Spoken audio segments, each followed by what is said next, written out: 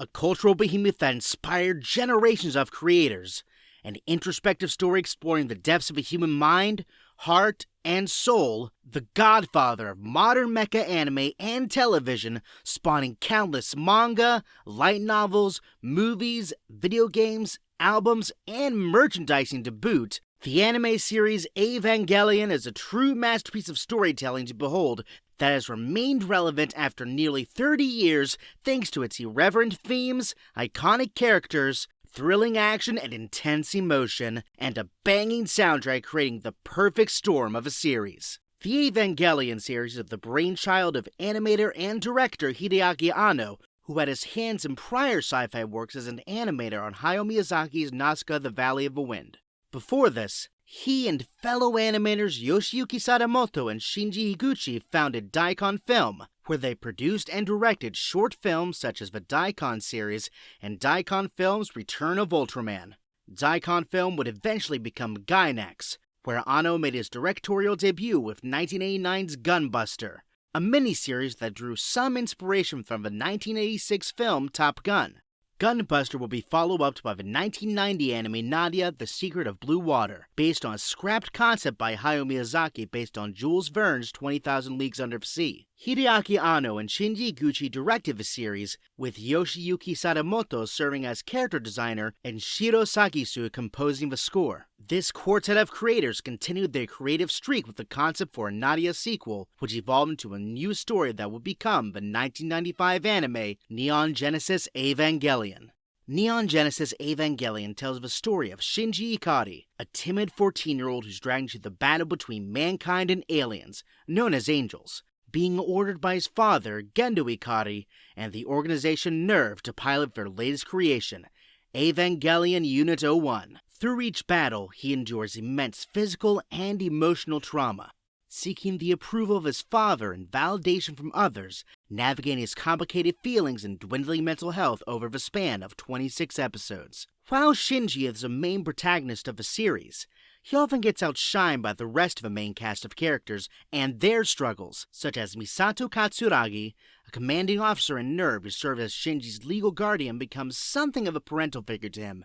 Emphasis on the something despite being ill-suited for such a responsibility, who goes on a quest of her own to uncover the secrets of NERV and its purpose. There's also Rei Ayanami, the pilot of EVA Unit 00, who deals with an existential crisis throughout the series due to the very nature of her existence as a pilot and a person. Her bond with Shinji goes into some weird places due to the plot elements surrounding her character. Closing out the main cast is Asuka Langley Soryu, the pilot of EVA Unit 02, who is loudmouth and brash, creating the perfect foil to Shinji's meekness and Rei's aloof nature, with a clear superiority complex that makes her arc throughout the series one of the most heartbreaking to watch as she deals with self-loathing and grief. Neon Genesis Evangelion was a series that truly put its characters through the emotional ringer, as every major victory over the Angels left setbacks for at least one of the main characters, which would then snowball to create problems for the rest of the cast.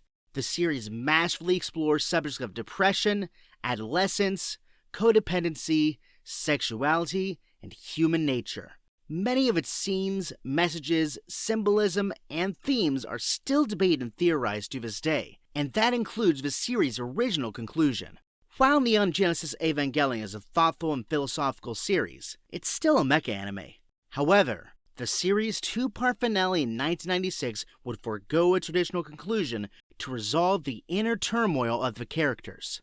While it was emotionally resonant and artistically distinct, likely in part due to time constraints, it wasn't a proper ending for the series and left plenty of story threads hanging. Thankfully, the series will get its chance to wrap up its story in 1997 with the film The End of Evangelion.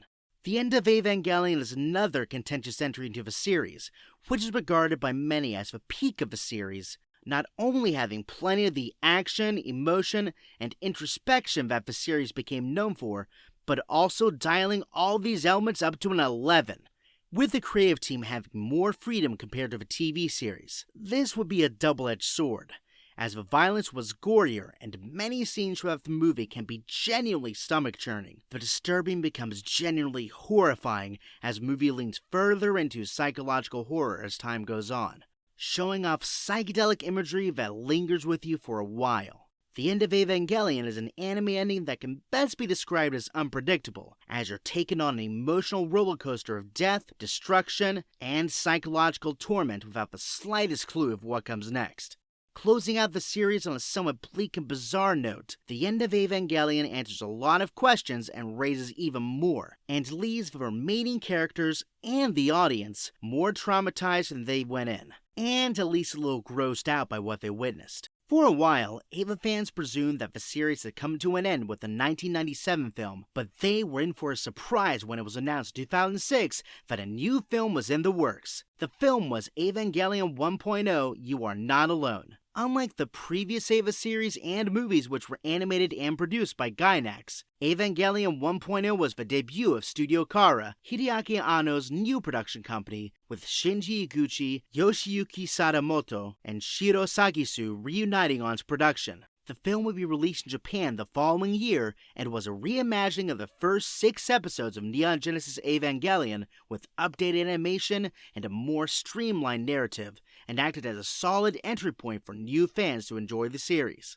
The film also spawned intense marketing and merchandising, from model kits to clothing to plushies, pachinko games, and many more, bringing Evangelion back to pop culture with a vengeance. The film will be followed up with Evangelion 2.0 You Cannot Advance in 2009, which shifted the series into a new direction, introducing new, more powerful angels, reinterpreting the dynamics between characters, and throwing a new Eva pilot in the mix. Mari Makinami Illustrious, who's been a somewhat polarizing character among fans because of the many mysteries surrounding her character. But one thing can't be denied. Her action sequences brought a new level of unpredictability and energy to battles against the angels. This new path continued with Evangelion 3.0 You Cannot Redo in 2012, which brought the biggest changes to the story and plunged Shinji, Misato, and the rest of the cast further into isolation with what may be one of the most visually stunning Evangelion films out there, even with its darker atmosphere.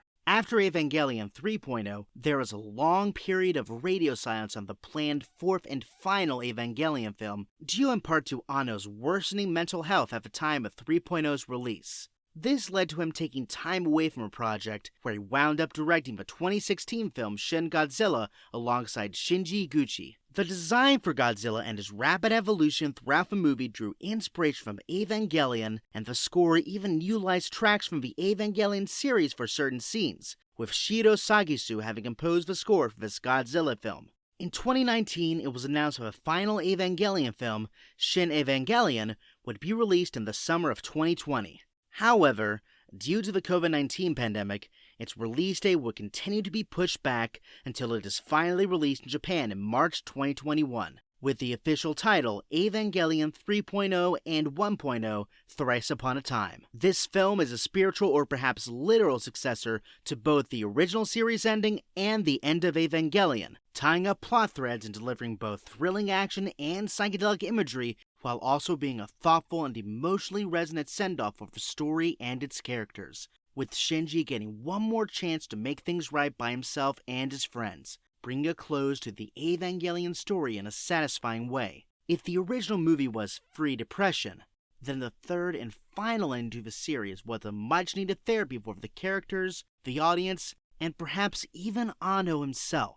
The film also settled multiple age-long debates, including whether or not these 4 films, titled the Rebuild of Evangelion series, were a proper reboot of the original anime or a sequel, to which I'll say to watch and find out. One thing that has always been a point of discussion for Eva fans is the multiple English cast and dubs the series has had over the years across the original series and the rebuilds, as well as the strengths and weaknesses of each dub. First and foremost, the original Japanese dub for both the original series and rebuilds stars Megumi Ogata as Shinji Ikari, Kotono Mitsuishi as Misato Katsuragi, Megumi Hayashibara as Rei Ayanami, Yuko Miyamura as Asuka Langley Soryu, and Fumihiko Tamichi as Gendo Ikari. The very first dub for Evangelion, produced by ADV Films in 1996, starred Spike Spencer as Shinji, Allison Keith as Misato, Amanda Wynn Lee as Rei, Tiffany Grant as Asuka, and John Swayze as Gendo. The ADV dub is regarded by many as the definitive dub of the series for its witty dialogue and its ability to balance 90s cheese with the more mature elements of a story. Up until recently, this version of a dub was inaccessible to audiences until G-Kid secured the license to his dub for a Blu-ray release in 2021. When the rebuilds began to release stateside in 2009, it fell to Funimation to produce the English dub, with Spencer, Keith, Grant, and Swayze reprising their roles as Shinji, Misato, Asuka, and Gendo, though Brina Palencia would voice Rei instead of Amanda Wynn Lee. Joining the cast would be Trina Nishimura as Mari Makinami Illustrious. Funimation's dub is considered to be the strongest of a dub because of its sharp dialogue and the cast having become more experienced in their roles. Sadly, this version of a dub is slowly becoming hard to find, as Funimation will lose the rights to the rebuilds, and physical versions of these dubs are no longer in print, but can still be purchased secondhand. In 2019, Netflix acquired the streaming rights to the original series and produced a brand new dub for the series under Studio Kara's supervision. This dub starred a new cast, with Casey Mongillo as Shinji, Carrie Karanen as Misato, Ryan Bartley as Rei, Stephanie McEwen as Asuka, and Ray Chase as Gendo. This version of a dub would be praised for feeling more natural and faithful to its Japanese counterpart compared to the ADV dub, though many complained that the script produced by Kara, at times, felt abnormal in translation and that queer elements were toned down or altered. When the time came for Evangelion 3.0 and 1.0 to make its English debut in August 2021, it was announced that Amazon had acquired the streaming rights to the rebuilds and would be producing a new English dub for all 4 films. This dub would successfully reunite the main cast of the ADV dub, with Win Lee reprising her role as Rei, though Denis Melody will be cast as Mari in these dubs instead of Nishimura. The scripts for Amazon dub would also be written by Kara. While fans were ecstatic about the original cast returning, some are critical of some of the rough translations of the script. There is no understating just how much of an impact Evangelion has had on pop culture, not only in Japan but internationally. In Japan, the franchise spawned multiple stores, video games, attractions, and even its own theme park land at one point in time, and even crossovers with other iconic franchises such as Godzilla and Ultraman. In media, countless projects and creators have paid homage to the series domestically and worldwide. Both My Little Pony, Friendship is Magic, and The Owl House briefly include weapons resembling the Lance of Longinus from the end of Evangelion. Additionally, one episode of The Owl House sees the character King wearing a leotard resembling Asuka's from the episode Both of You Dance Like You Want to Win.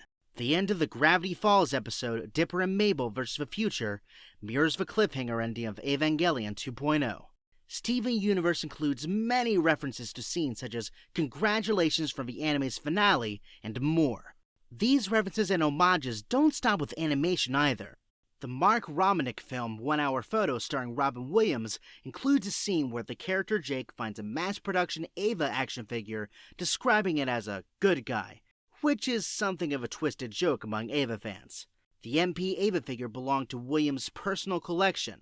Additionally, in the Jordan Peele movie Nope, the alien creature's design was directly inspired by the angels of Evangelion. Last but certainly not least is Guillermo del Toro's Pacific Rim, which took many of the base elements of Evangelion's lore and setup, creating a mecha film that was willing to twist the classic formula to make something different and exciting while paying respects to the media that inspired it. Make no mistake, Evangelion's cultural influences endured for decades and will likely continue for decades to come. It's a series that is deeply personal to my heart as a poignant but energetic and thoughtful coming-of-age story that should be on every anime fan's radar, or better yet, any viewer's radar. From its dynamic and entertaining characters to its timeless animation, its thoughtful moments of introspection, and its stellar score, Evangelion is a series that has changed my life for both better and worse. For anyone interested and brave enough to see what all the fuss is about, Neon Genesis Evangelion and The End of Evangelion are available to stream on Netflix. The rebuild of Evangelion series is streaming on Prime Video.